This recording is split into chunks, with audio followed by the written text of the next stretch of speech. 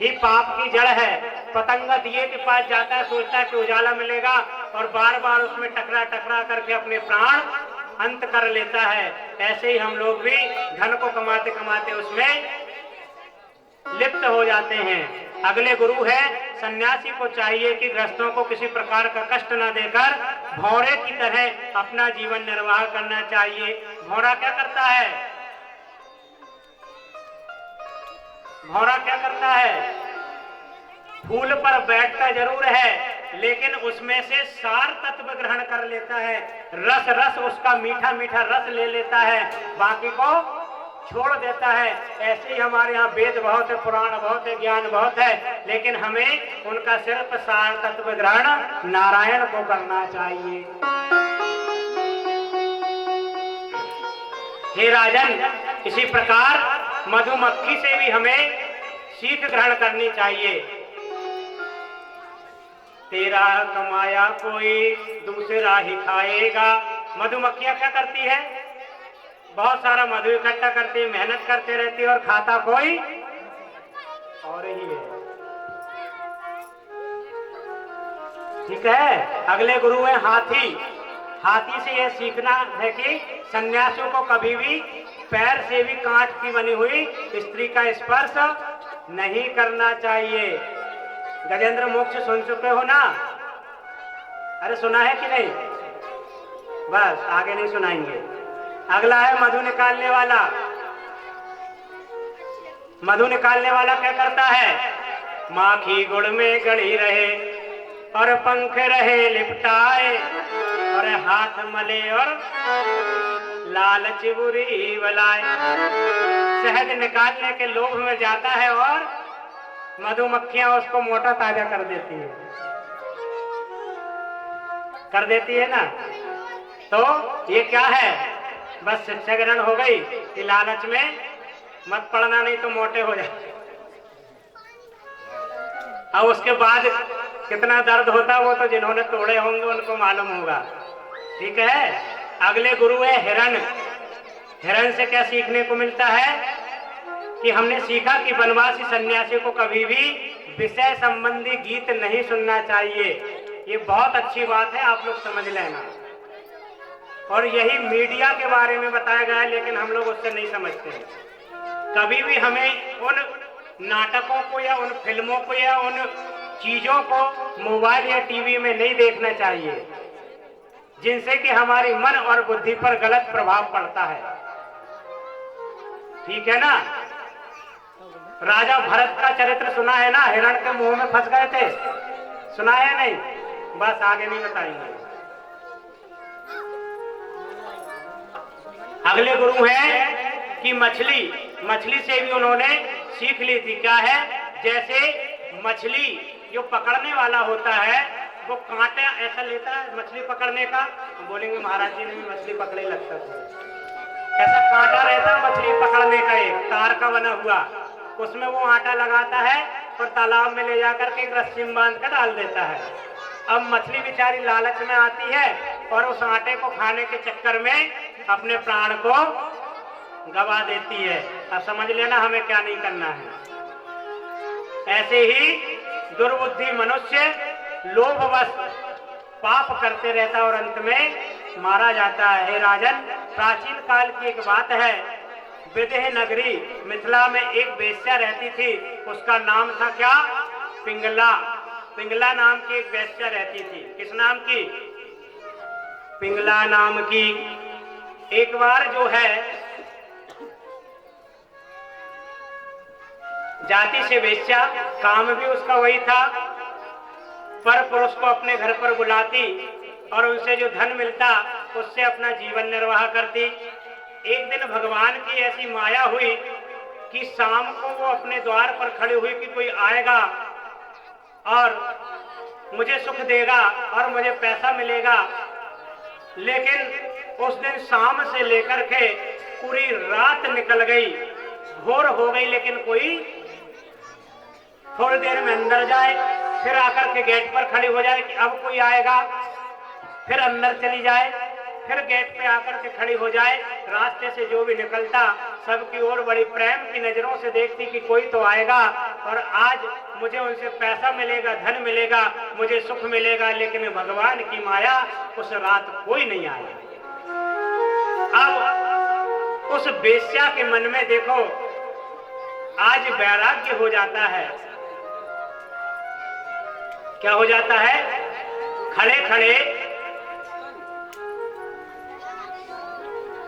सारी रात हो गई, लेकिन कोई आया नहीं उसको सुख पहुंचाने वाला।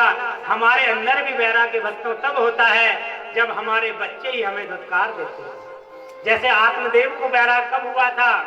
जब खुद के बच्चे ने भरे बाजार में चौराहे पर ले जाकर पिता को मारा था, तो वैराग्य जागृत हो गया। आज उस वेश्या के मन में भी वैराग्य जागृत हो गया कि ये मैं कौन से कर्म में पड़ी थी, कितना नीच कर्म कर रही थी, क्या यही मेरा जीवन है? क्या यही सुख है? ये शरीर का सुख ही सबसे बड़ा सुख है क्या? और जैसे ही वैराग्य आया तो कहते हैं कि जैसे ही वैराग्य मिलता है इंसान को, अपने आप भगवान की ओर दौड़ लगा देता है। अब आज उसने सब छोड़ दिया और एक गाना गाया था जिसको कि पिंगला के गीत के नाम से जानते हैं। बोले सच्चिदानंद भगवान की जय। अगले गुरु हैं, हे राजन, मनुष्यों को जो वस्तुएं अत्यंत प्रिय लगती है उन्हें इकट्ठा करना ही उनके दुख का कारण है। अच्छा माता बहनें एक बात बताना, सही सही बोलना, झूठ मत बोलना। घर में यदि एक बर्तन होगा तो आपको मांजने धोने में आसानी रहेगी, कम मांजना पड़ेगा ना। और ज्यादा बर्तन होंगे तो 2 घंटे में मांजेंगे। इससे अच्छा उदाहरण होगा क्या कुछ और? भाई ज्यादा बर्तन भिड़ेंगे तो ज्यादा समय लगेगा, आपको ज्यादा तकलीफ उठानी पड़ेगी। ऐसे ही हम जितनी ज्यादा संग्रह करते जाते हैं उतना ही हम लोग मुसीबत में पड़ते जाते हैं। और जितने ज्यादा बर्तन होंगे आपस में टकराएंगे तो बोले सच्चिदानंद भगवान की जय हो। जो बुद्धिमान पुरुष होता है यह बात समझकर अकिंचन भाव से रहता है कि शरीर की तो बात ही अलग है, मन से भी किसी वस्तु का संग्रह नहीं करता है, उसे अनंत सुख स्वरूप परमात्मा की प्राप्ति होती है। एक कुकुर पक्षी अपनी चोंच में मांस का टुकड़ा लिए हुए उस समय दूसरे बलवान पक्षी जिनके पास मांस नहीं था उससे छीनने के लिए उसे घेर कर चोंच मारने लगे। जब कुकुर पक्षी ने अपनी चोंच से मांस का टुकड़ा फेंक दिया तभी उसे सुख मिला। जब तक चोंच में था तब तक सुख नहीं था, लेकिन दूसरे से लड़ाई करने के लिए जैसे ही उसको छोड़ा तो अब सुख मिल गया, क्योंकि अब कुछ है ही नहीं। तो जिसके पास कुछ नहीं होगा तो उसको तो हमेशा सुखी रहेगा ना। ना रहेंगे बर्तन ना मांजना, बर्तन ही मत लाना तो मांजना भी ना पड़ेगा। इसलिए आजकल घर में जो है कागज की थालियां चल गई, प्लेट चल गई, यूज इन थ्रू करो और फेंक दो, मांजने की झंझट नहीं। अगले गुरु हैं कि हे राजन, मुझे मान या अपमान का कोई ध्यान नहीं है और घर परिवार वालों से भी कोई चिंता नहीं होती है, वह मुझे नहीं है। मैं अपने आत्मा में ही रमता हूँ और अपने साथ ही क्रीड़ा करता हूँ। यह शिक्षा मुझे बालक से मिलती है, बच्चों से मिलती है। जैसे बालक के लिए ना तो कोई छोटा होता है, ना कोई बड़ा होता है, ना कोई अच्छा होता है, ना कोई बुरा होता है। बालक ये देखो निश्चिंत बैठे हैं, कोई चिंता नहीं। इसलिए कहते हैं कि बालक का जन्म जो है, जब तक इंसान छोटा रहता तब तक ही सुखी रहता है, उसके बाद तो फिर हाय हाय करना ही है। हरी हरी नहीं करते, हाय हाय करते रहते। और जिसने हरी हरी कर लिया उसका कर जाएंगे। इस जगत में 2 ही प्रकार के व्यक्ति निश्चिंत है। कौन से? एक तो वह जो परमानंद में मग्न रहते हैं, जिनको कोई बात की कोई चिंता ही नहीं है तो है, नहीं है तो नहीं है। एक तो भोलानाथ, भोला वाला निश्चेष्ट नन्हा सा बालक, और दूसरा वह परम पुरुष जो कि उस परम ज्ञान को प्राप्त कर चुका है। अगले हैं, एक बार एक कुंवारी कन्या को भी उन्होंने गुरु बनाया था। इसको क्यों बनाया था सुन लीजिए इसकी कहानी भी। हे राजन, श्री सूत जी महाराज कहते हैं कि एक बार एक युवा कुंवारी कन्या थी, उसको कुछ लोग देखने के लिए घर पर आए। उस समय देवयोग से उसके माता पिता घर पर नहीं थे, कन्या अकेली थी, कन्या घर पर अकेली थी। क्या करे, अब मेहमान आए हैं, सत्कार तो करना पड़ेगा। तो उसने कहा कि किसी को पता ना चले,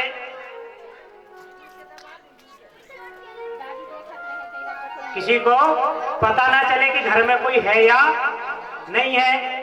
तो मुझे क्या करना चाहिए, हाथ में यदि चूड़ियां मैं पहनी रहूंगी और काम करूंगी तो ये बजेगी, इसलिए मुझे इनको निकाल करके रख देना चाहिए ताकि जो मेहमान बैठे हैं उनको पता ना चले कि घर में काम कौन कर रहा है। इससे क्या सीखने को मिलता है, क्या सीखने को मिलता है?